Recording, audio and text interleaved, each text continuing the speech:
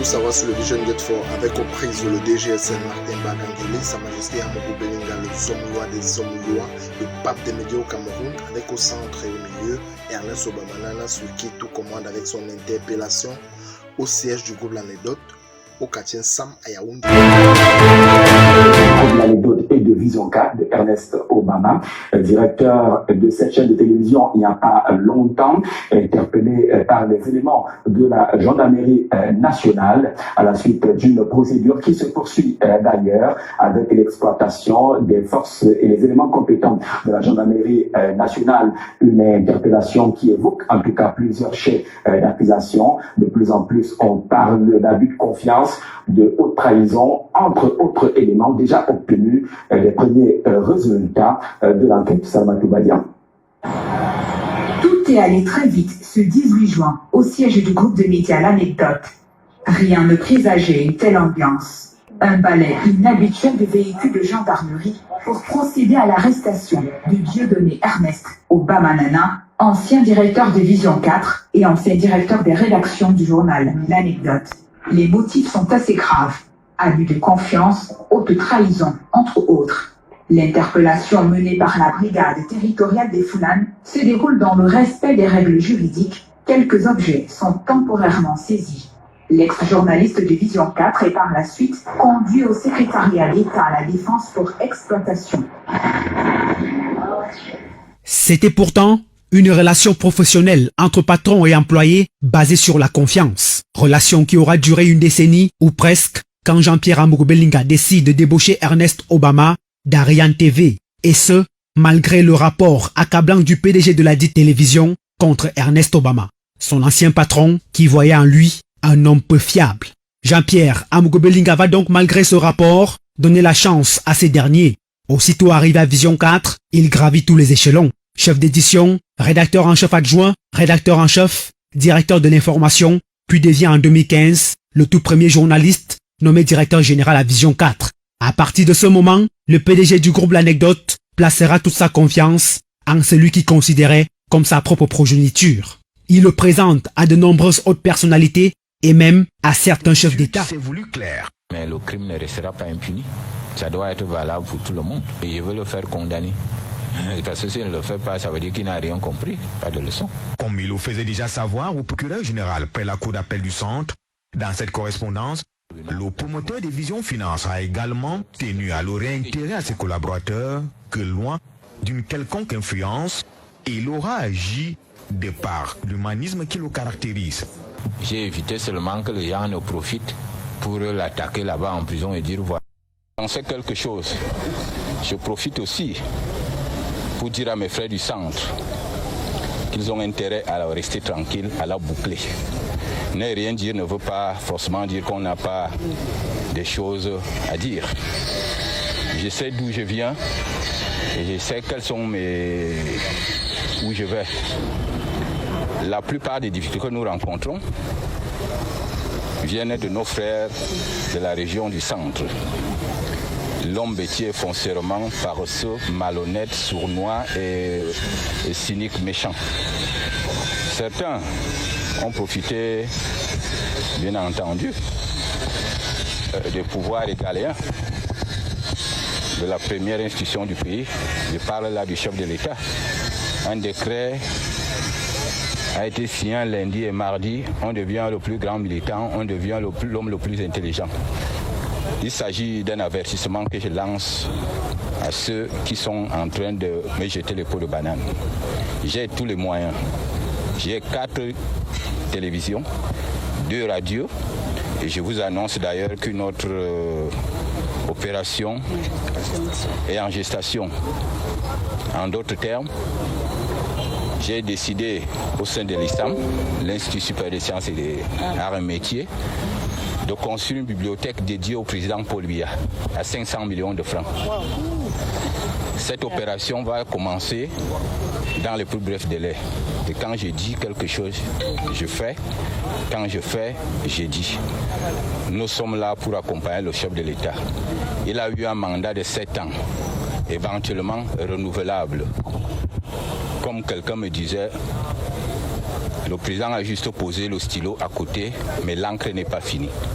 Je demande donc à ces petits rois télé, tu crois qu'être à côté du chef de l'État, ils freineront mon élan, ils sont avisés. Si je sens encore la moindre provocation, je laisserai ma casquette de patriarche, parce qu'il s'agit de patriarche, je suis patriarche, des hommes lois, et je demanderai à mes journalistes de faire leur travail et tout leur travail et personne n'oserait m'accuser de fratricide. Bienvenue, monsieur, vous présentez et vous exprimez.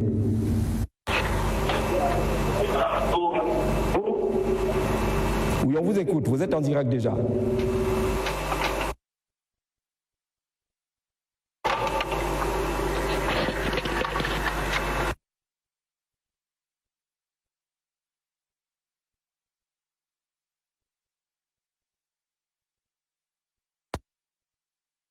Jean-Jacques, j'ai eu certaines informations que je tenais à partager avec vous, notamment sur le délégué général à la sûreté nationale, Martin Bazangele, qui fait certainement partie des pourfendeurs de Jean-Pierre Mogo-Belinga, mais qui serait mêlé à une affaire qu'ils auraient traitée du côté de la Guinée équatoriale.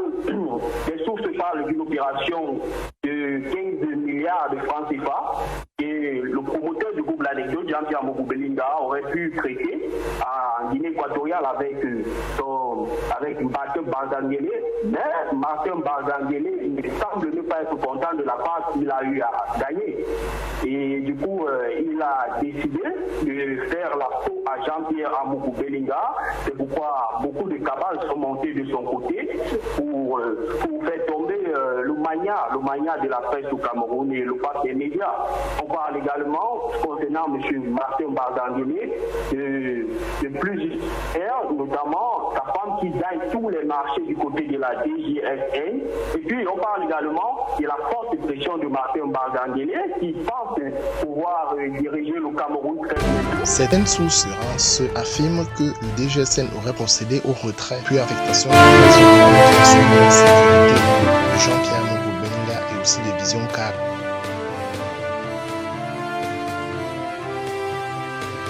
Frère ministre Ambassala, un grand n'entre pas dans les combats de chiffonniers. Il me souvient que malgré l'accompagnement sans contrepartie des médias de mon groupe, vous n'aviez pas pu gagner la sous-section de votre Akonolinga. Votre mémoire étant tellement courte, vous avez oublié qu'il y a de cela quelques mois, étant dans la disette, j'ai dû vous donner 80 millions pour l'achat d'un terrain à Kribi pour voler au secours d'un frère en détresse. Sais-tu que jusqu'à ce jour, je n'ai jamais cherché à savoir dans quelle zone géographique se situe cet immobilier?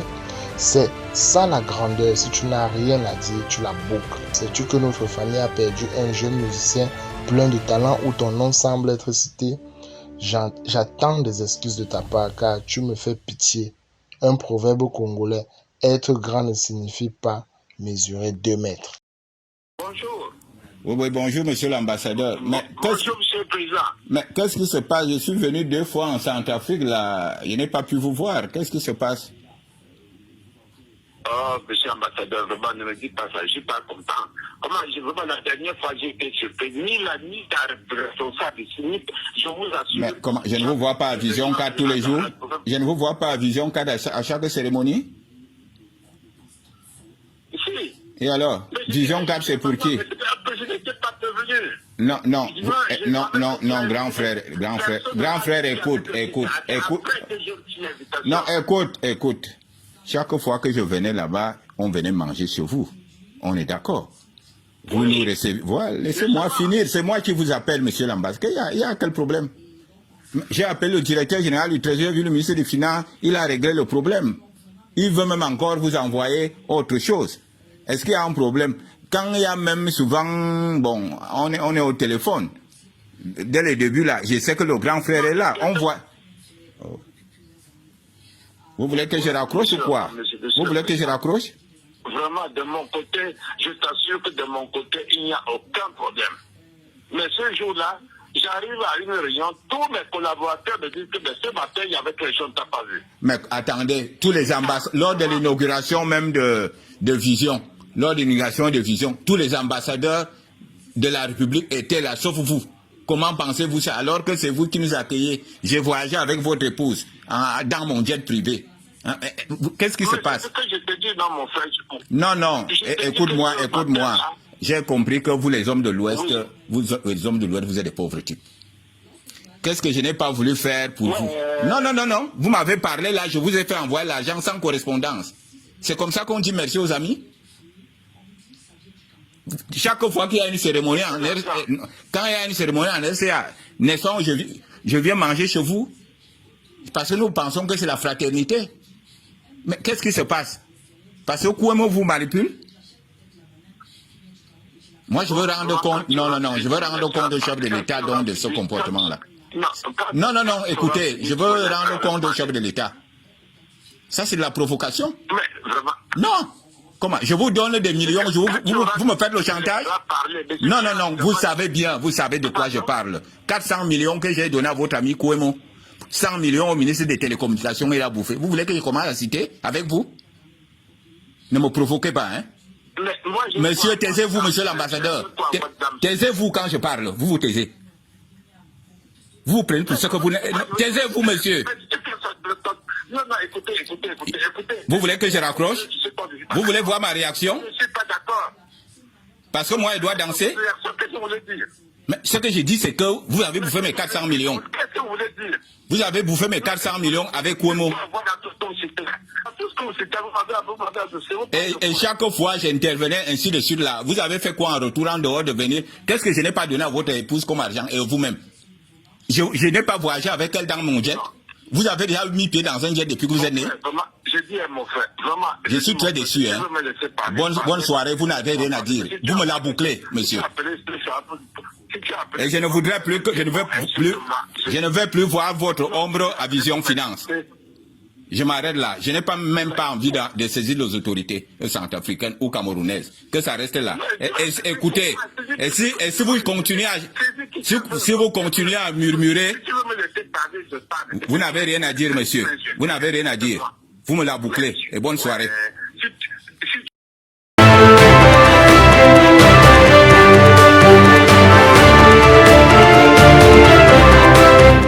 Je n'ai jamais rencontré M. Amougou Belinga.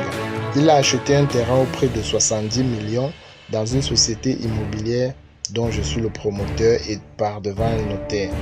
Le montant de 90 millions qu'il avance n'est pas exact. En plus, il tente de donner l'impression d'avoir fait un don.